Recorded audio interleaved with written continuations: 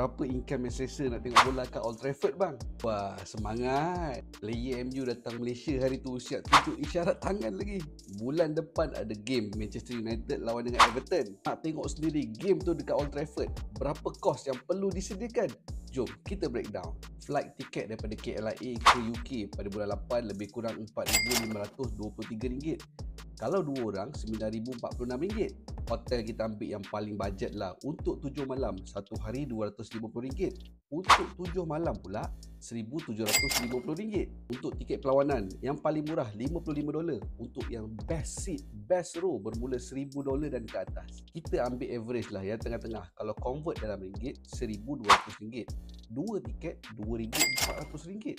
Untuk transport, makan dan juga lain-lain kita preparekanlah RM1,500 ke RM2,500. Dah sampai Old Trafford mesti nak masuk dia punya museum. At least belilah merchandise sikit. Bolehlah prepare RM700. Total up cost trip untuk 2 orang RM15,496.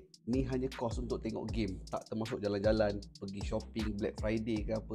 Let's say dah saving 12 bulan daripada tahun lepas. Sebulan dah saving RM1,291.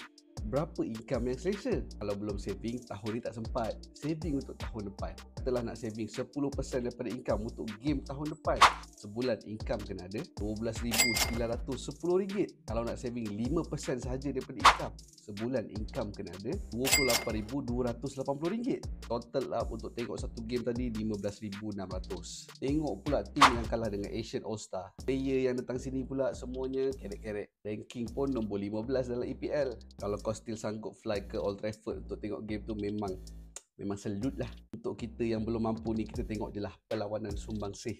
Johor lawan Selangor. Tiket baru RM50, RM60, RM70.